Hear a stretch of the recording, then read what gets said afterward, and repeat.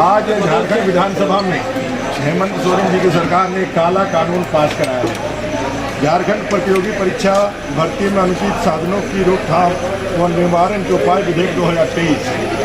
यह विधेयक तो विशेष रूप से इसमें जो नकल करने का और बाकी चीज़ों के रोकथाम के लिए लाया गया है,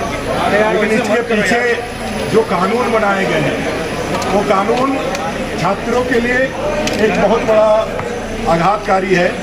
और छात्रों के जीवन में एक अंधकार लाने वाला है। जिस तरह से कड़े कानूनों का प्रावधान किया गया है, 10 साल तक की सज़ा, 10 करोड़ रुपये तक का उसमें जो है पेनाल्टी और बिना इन्वेस्टिगेशन के गिरफ्तारी,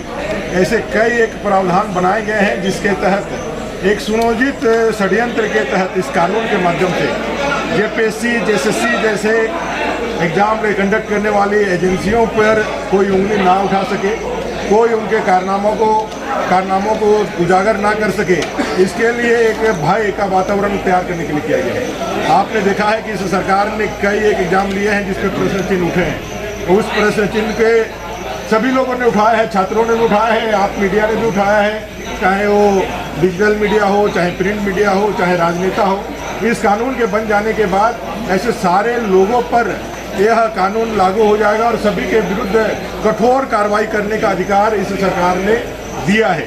तो यह पूरी तरह से जो गलत काम करने वाली संस्थाएं हैं उनको बचाने के लिए और झारखंड की जनता और विशेषकर झारखंड के युवा छात्र जो अपने भविष्य को लेकर के आगे बढ़ने वाले हैं, उनके सीटों को बेचने के लिए, उनके सीटों का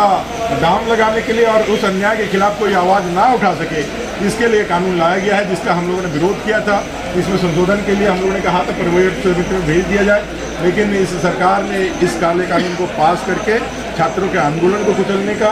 और जितने भी लोग हैं इसमें आवाज़ उठाने वाले उनको कुचलने का एक कानून लाया है। इसका हम लोगों ने विरोध किया और इसी के तहत हम लोगों ने इस विधेयक को अंदर में फाड़ा। विधानसभा बीच में आ जाए ना सर। सरकार कदाचार रोकने के लिए नहीं, कदाचार के खिलाफ उठने वाली बोली को दबाने के लिए कानून लाई। मैं तो शुरू दिन से कह रहा हूँ कि जिस प्रकार से यहाँ पे कानून का प्रावधान किया गया है वो संवैधानिक नहीं है। आप कदाचार रोकिए सेंटर में, हम लोग भी इस चीज़ का स्वागत करते हैं। आप बताइए कि जेईई एग्जाम की जो परीक्षा का रिजल्ट पेपर आउट हो गया, किन किन लोगों की गिरफ्तारी हुई और कौन सा ऐसा सरगना था जिसे गिरफ्तार करके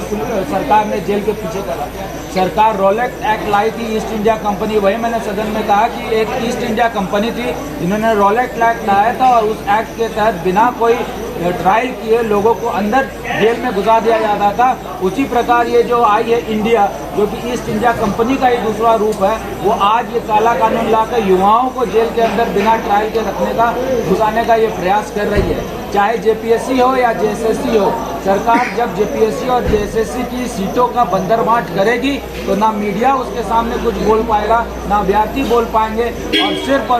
पैसे के बदौलत ये सरकार जेपीएससी और जेएसएससी की सारी सीटों को बेच के उगाही करेगी और कोई आदमी प्रतिकार करने के लिए नहीं होगा। इसी मकसद के साथ ये बिल लाया है। ये बार बार मैं कह रहा हूँ, ये काला कानून है और मैं सभी युवाओं से आग्रह करूँगा कि आने वाले परीक्षाओं का बहिष्कार करें, अपने एडमिट कार्ड को फाड़े, जलाएं, प्रोटेस्ट करें और भारतीय जनता पार्टी सड़क से सदन तक इस लड़ाई को अंजाम तक पहुँचे।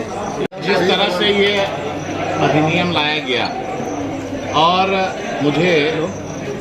आपातकाल की याद आ गई, जिस समय श्रीमती इंदिरा गांधी ने इस देश में इमरजेंसी थोपा था और मीडिया को, नौजवानों को, छात्रों को, नेताओं को कानून का भय और कानून का डंडा चला के जेल के अंदर ठोसने का काम हुआ था। आज उसी तरह से, जिस तरह से ये अधिनियम हेमंत सोरेन कांग्रेस जेएमएम की सरकार अपना संख्या बल के घमंड में पारित किया और हम लोगों ने बहुत विनम्रता से छात्रों के हित में सुझाव दिए, सदन में माननीय स्पीकर साहब को अनुरोध किया कि इतनी हड़बड़ी और जल्दी की आवश्यकता इसमें नहीं है। कोई नियम कानून बनने जा रहा है, उसमें समीक्षा होनी चाहिए, पक्ष विपक्ष की बात नहीं होनी चाहिए। आज आप इसको अगर पढ़ेंगे तो इसमें नौजवानों को केवल शक के आधार पर, उसके मित्र के कंप्लेन के आधार पर आप अगर मीडिया में उसका न्यूज़ चलाएंगे कि इस परीक्षा में अनियमितता हुई, वहाँ पेपर लीक हो गया, यहाँ पर इस तरह का मेरिट लिस्ट में गड़बड़ियाँ हुई, तो आपको भी जेल में ठूस दिया जाएगा।